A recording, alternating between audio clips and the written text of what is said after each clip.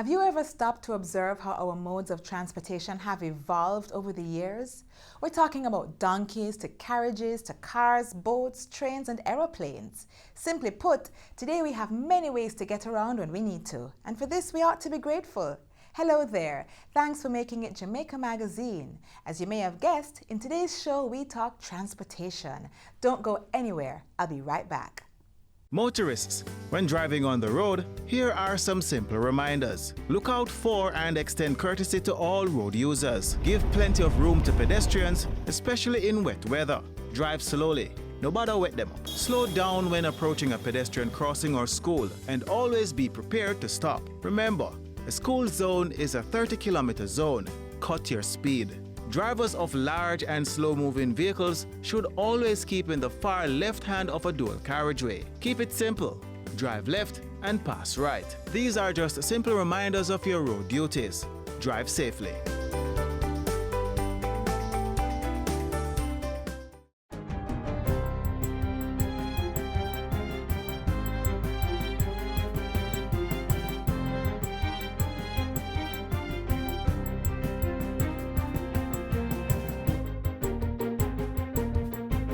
Good day, I'm Stephen McHugh, and this is your JIS News for Friday, September 20. Residents of Rock River and surrounding communities in Clarendon are now beneficiaries of a new health facility. The Rock River Health Center, a Type 1 facility, was officially opened on Wednesday. It will serve 15 communities in the northeastern side of the parish. Its construction was made possible through the collaborative efforts of the Clarendon Health Services, Food for the Poor, and an overseas donor. The people of Rock River said to me, "We tired to trot with a little scratch to Chapelton and Maypen. We want our own." I'm glad that this happened. And when I move from here and come back, I want to see it clean and look nice. The facility provides services such as antenatal, postnatal, curative, environmental health, child health, and family planning. The Rock River Health Center will operate Mondays to Fridays. Still on health, Minister Dr. Christopher Tufton says the dengue epidemic is a global and regional problem which has also impacted the country. There have been almost 2 million reported cases of dengue in Latin America and the Caribbean, and more than 700 deaths in the region over the past 7 months. In Jamaica, we are feeling the effects of it. So we cannot use the same approach or the approach that we have used in the past. We have to adjust our approaches. Dr. Tufton was speaking with JIS News recently following a vector control tour of sections of Westmoreland and St. Elizabeth. He explained that dengue is widespread throughout the tropics, with local variations arising influenced by rainfall, temperature, and unplanned rapid urbanization. Places that were not normally a risk place are now risk factors. We have to ensure that we are more sensitized, the public, so people know what they need to do in their immediate environment. The hospital is sensitized, so if persons have symptoms, we urge and encourage them to go and seek medical advice so that they can get the appropriate levels of attention.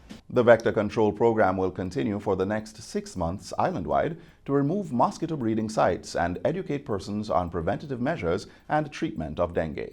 The Ministry of Science, Energy and Technology has re-established the Jamaica Energy Council, JEC, effective last Friday. The JEC is a national decision-making body which sees to the continuity of policy and sustainable development of the island's energy sector. Portfolio Minister Favour Williams says the council will contextualize the energy situation in Jamaica by highlighting its importance to sustaining life and the achievement of Jamaica's economic goals. The solution to Jamaica's energy problems requires all members of the society to participate, and all views and ideas are important. As such, as chairman, I will explore opportunities that will allow the public to be invited to send their suggestions and comments for consideration of the council. And where necessary, selected members will be invited to make their presentation to the council. Subcommittees of the Council will be established, which will include energy conservation and efficiency, renewable energy, petroleum advisory, and public engagement. The local government ministry has implemented several measures to eliminate the outbreak of major fires at the retirement disposal site in St. James. A new dumper truck to spread the covering material that is necessary to extinguish fires was handed over to the operators. A 28,000-gallon water tank, along with drainage pipes to facilitate the flow of water around the facility, was installed at the site. The measures were implemented as part of a multi-million-dollar redevelopment work in effect at the disposal site that is based in Granville. Local Government Minister Desmond McKenzie says the 1,500 meters of roadway leading to the disposal site will also be repaired, and a designated cell will be created to house tires dumped at the landfill. The Jamaica Fire Brigade is here, and the National Water Commission, and a part of this new dispensation is the installation of 3 fire hydrants at separate points across the landfill to assist in case there's a fire. Other equipment will also be provided to the staff to prevent the outbreak of fires. The Jamaica Civil Service Association in St. Ann will join forces with the Jamaica Environment Trust to remove garbage from 3 beaches in Discovery Bay as part of International Coastal Cleanup Day tomorrow. The global initiative is aimed at reducing marine pollution. President of the Jamaica Civil Service Association, O'Neill Grant, says the Coastal Cleanup Initiative forms part of the association's centennial anniversary celebrations. We want to make this a signal event for the Jamaica Civil Service Association. We are celebrating 100 years this year, and we are doing a number of events that is going to highlight the work and the role of the Jamaica Civil Service Association, not just in matters of industrial relations, but in our wider communities during which we serve. Mr. Grant was speaking at a recent JIS think tank in St. James. The JCSA beach cleanup will focus on the Scenic View, Old Folly Fisherman's, and Red Cross beaches in Discovery Bay, St. Ann. Up to 75 people are expected to participate. And finally, Jamaicans from all walks of life congregated at the University of the West Indies Chapel Mona on Thursday to pay their final respects to late medical doctor and statesman Dr. Kenneth Baugh. The throng of well-wishers spilled outside the halls of the chapel and into tents erected on the grounds, where they were able to watch the service of Thanksgiving on monitors provided. Governor General Sir Patrick Allen and Prime Minister Andrew Holness headed the list of dignitaries in attendance. Mr. Holness read the first lesson, while Leader of the Opposition, Dr. Peter Phillips, read the second lesson. Dr. Baugh's daughter Melanie remembered her father as a great man who gave of himself unselfishly and would drop everything to be there for his children. His humility in public was the same humility he displayed in private. He never cared if he didn't fit in. He never sought fanfare. He only sought the road that was honest and right. The former Deputy Prime Minister, who devoted 30 years of his life to public service, passed away on September 1. He was 78 years old. Dr. Baugh also served as Minister of Health, Minister of Foreign Affairs and Foreign Trade, Senator, and Member of Parliament. He was accorded an official funeral by the government. And that's it for JIS News Today. I'm Stephen McHugh. Thanks for watching.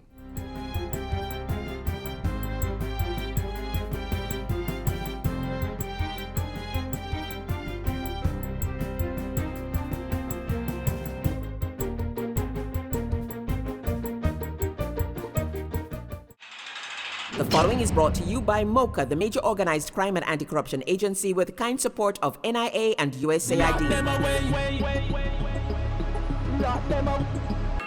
Criminal minds think they are cunning. The major organized crime and anti-corruption agency have them running. Your friend a shout, come here. Take time running, are we ready for the ops? Drive up on your block, step out now me block, cyber take about your laptop. Pull up every lock, no evidence to drop. We put it in a cuffs and now we have the underground. Sin you say scam, you better look out for. When you move corrupt, better look out for. Feel say you get wet, look out for. Look out for, look out for. From you say scam, you better look out for. When you move corrupt, better look out for. Feel say you get wet, look out for. Look out for, look out for. The proceeding was brought to you by MOCA, the major organized crime and anti-corruption agency with the kind support of NIA and USAID. MOCA, MOCA. Did you know that the Jamaican railway system was the first to be open to traffic outside of Europe and North America? It was also the second British colony to do so after Canada. Unfortunately, our public passenger railway transportation service ceased operating in 1992. But today we have some good news. Plans are in place by the Jamaica Railway Corporation to revive it. Learn more next.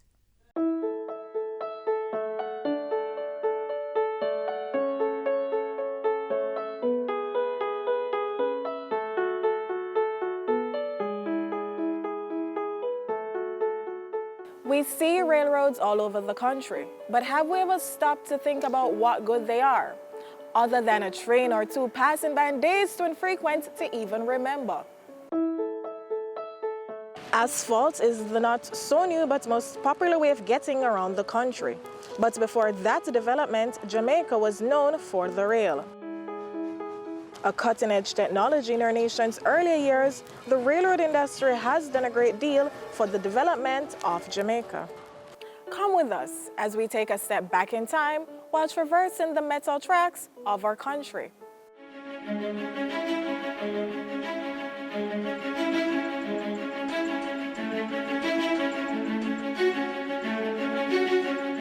The inaugural run of the railway in Jamaica actually took place on the 21st of November, 1845. However, the competition as to whether the Jamaican rail system or the Canadian system was the first in the Western Hemisphere outside of Europe and particularly Britain would have to deal with whether when the proclamation and the order to get the railway started, if you use that as the starting date, it's actually 1842 and not 45. The rail service became necessary in Jamaica after the abolition of slavery in 1838. You needed a replacement in the production cycle of getting sugar cane to the market, and a cheap means of transport was necessary, or became the necessary element as a replacement for cheap labor. And therein lies the rub as to why rail makes sense, not only then but now in Jamaica. Entrenched in the rich dirt soil of the land, the wheels of the railroad industry began to turn, and things were looking hopeful for the nation.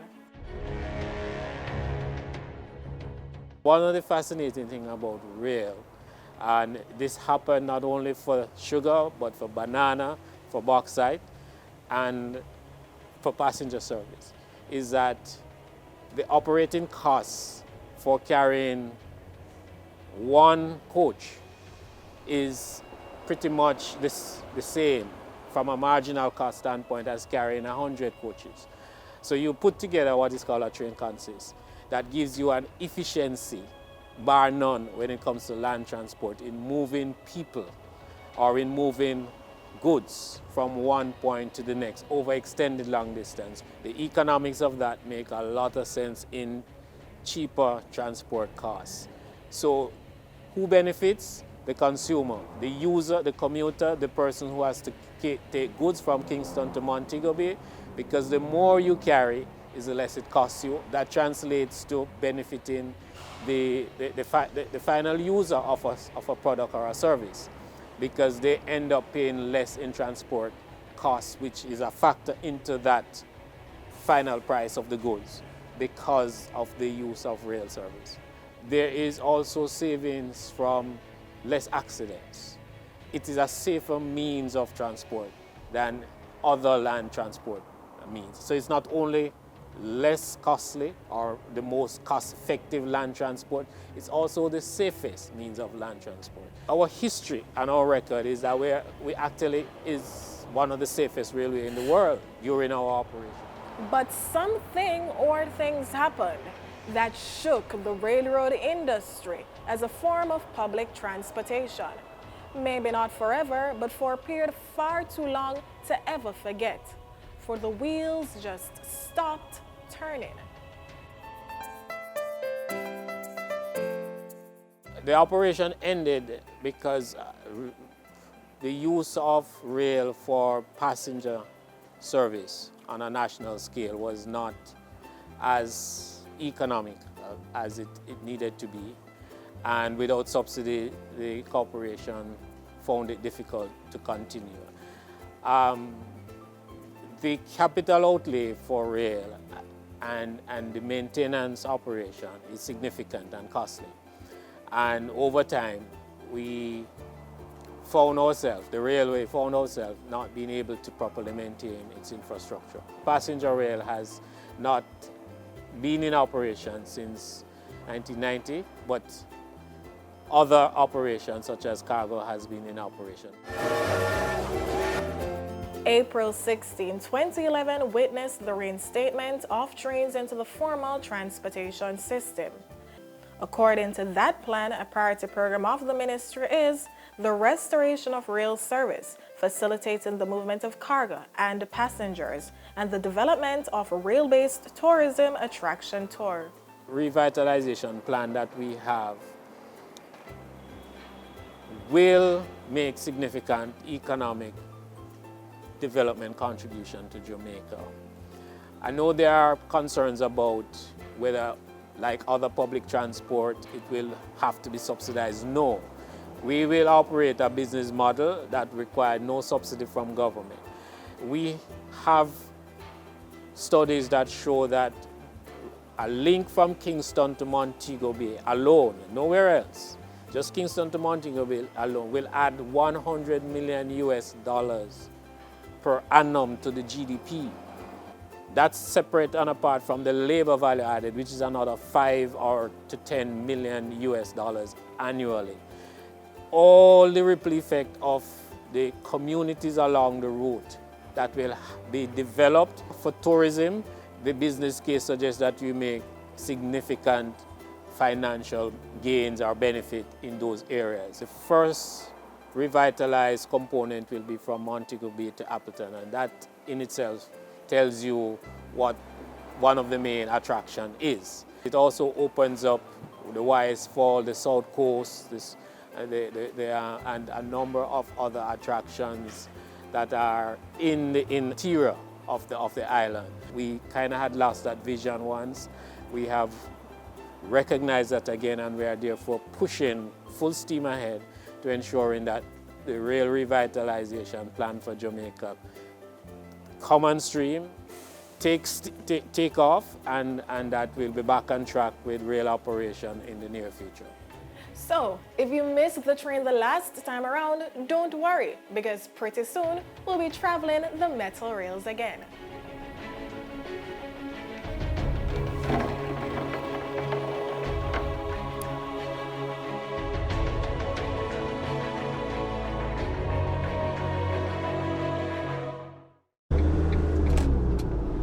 On our roads, remember, take time, be courteous, drive good, walk good.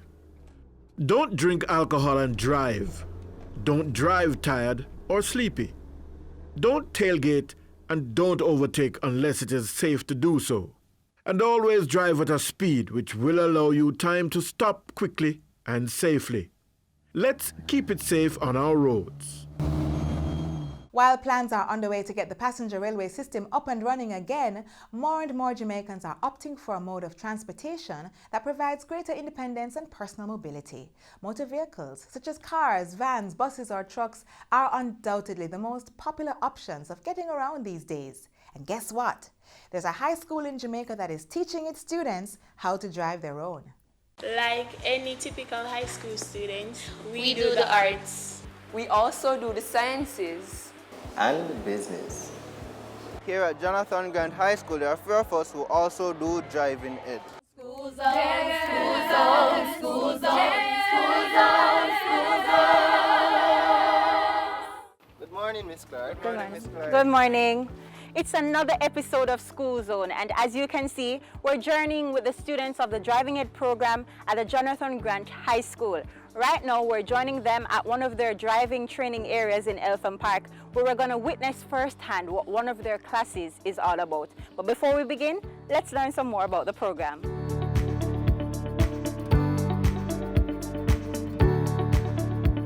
At Jonathan Grant High School, we pride ourselves in being innovative and creative.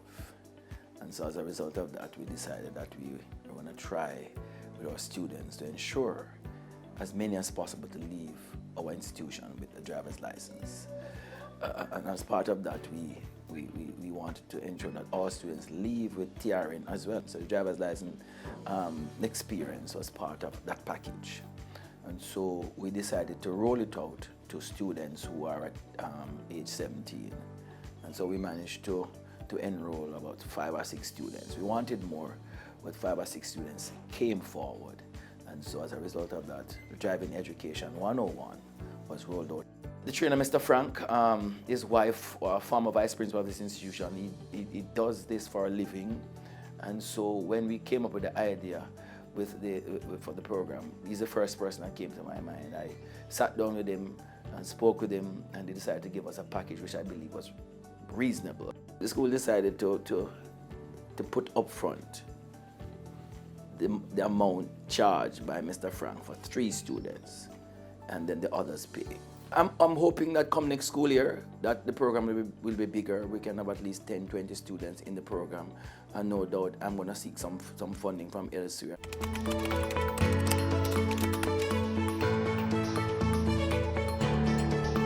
All the students in the program are in the upper school, grade 10, 11, 12, 30. They're on the afternoon shift, which starts at 12. So they'll go to Mr. Frank at about 9 o'clock in the mornings. We pick them up at school, take them to the location where we have the obstacle to training, and then we time them as one finish a time, that shift over to the wheel, another one take over, and we go through the process.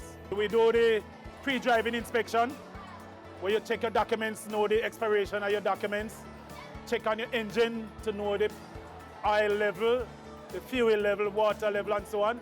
Then we do the engine, the tire check and the lights to make sure they know when they are functioning. After going through that, then we introduce them to the vehicle, where they know the controls, the name of the controls, the usage. Following that, then we go through the forward driving. As soon as they are comfortable with the forward driving, we do some turn, left and right turn, and some stops and moving off. After they are comfortable with that now, then we introduce unit 2, which is reverse. When we introduce reverse, first we're going to introduce them how to do straight reverse. As soon as they are comfortable with the straight reverse, then we do the left hand back up. Left hand back up out of the road and come to the left side. As soon as they are comfortable with the left side, we go to the right side. And real life situation that helps them to take the car out of the driveway to put it out on the road and to do the left and right back up. After they are comfortable with that now, then we introduce them to the S-bend. And what is the S-bend now? As the name suggests, that prepare them like they are in a parking lot and they are learning how to maneuver without touching the other vehicles in the lot. As soon as they are comfortable with that, then we introduce them to the parallel parking, unit 3. And parallel parking is like a parking between 2 vehicles on the sidewalk, left and right hand side. That's it. Okay, so we line up with the first marker there, then full lock to your left.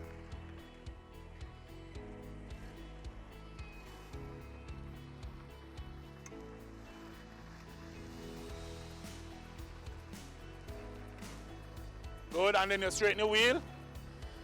And you notify the examiner to finish by blowing your horn or tooting your horn. Now we are exiting the parking area. Okay guys, so that is it for today's practice. Well done. I'm proud of you all. Yes, well done. Hey, hey, hey. Hey, hey, hey. Ready. Hi Jamaica, we are the first batch of students from the Jonathan Grant High School to be a part of the Driving Ed program. You're watching School Zone.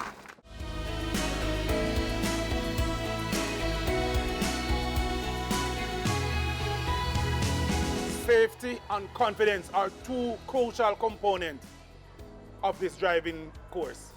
So how can we achieve that? By listening to your instructor, adhering to your road rules / road code, be aware of your surrounding, and be confident in what you're doing. So we've made our way back to the school campus, and right now we're going to be speaking to the 5 lucky students of the Driving Ed program. We're going to be asking them about their thoughts on the course. We decided to do this program because it is essential and it's a skill that we'd love to have in the future, and it is very beneficial to us as students to learn how to drive, because as you know, we're 6th formers and we'll be going to colleges, and learning to drive and getting our license at the end of the course means taking a next step, like buying a car and driving to school. I was a little excited knowing that I'll be learning how to drive. Even though I was learning before, my dad taught me a little about driving before. But during each lessons, I've learned a lot more. For example, learning the left hand back up, the right hand back up. And I didn't really know how to do the parallel parking. So I've learned a lot since then. The exam basically is split into 3 different sections. You have the written test, the on-ground test, and the road test. So the written test is broken down into mechanical and road code, which I really had a problem with the mechanical because you have more than one correct answers, and when you think you know, sometimes you don't. So I was really nervous when it came down to that, but I passed, so that means others can too.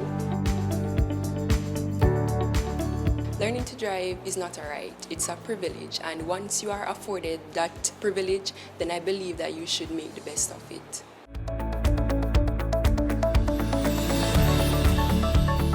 My mother's thought, actually, she was and still is excited about the program because she sees it as something that will help me to further my future. My name is Hortense Wellington and I'm Elian's mom, and I'm so enthused about him doing this program. It is a big achievement on his part and I'm really, really proud of him. And I'm also proud of the program for allowing them this opportunity to excel in this venture. He has big dreams of owning his own trucking company, so this, having his license, will enable him to venture out on that dream of his. Thank you so much, Ms. Wellington. And this is such a fitting way to end the program for today. Thank you so much for journeying with us. If you want to watch this program all again, simply visit our website, jis.gov.jm. And if you think you have what it takes to be featured in School Zone, email me at sclark@gis.gov.jm. I'm Sandra Clark, reminding you that we got our license and you can too. Drive good.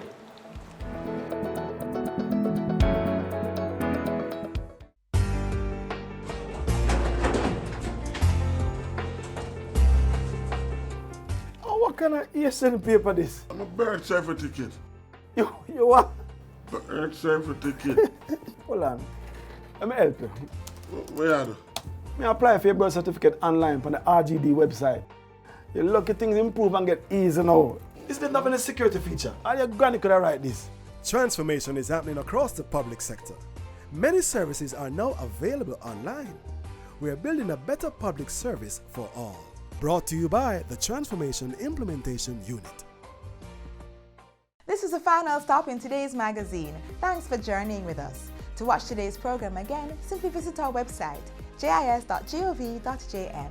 Don't forget that you're able to follow us on Twitter, Facebook, and Instagram.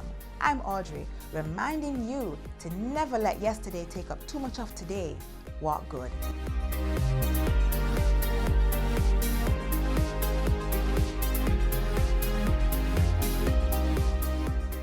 This has been a production of the Jamaica Information Service, the voice of Jamaica.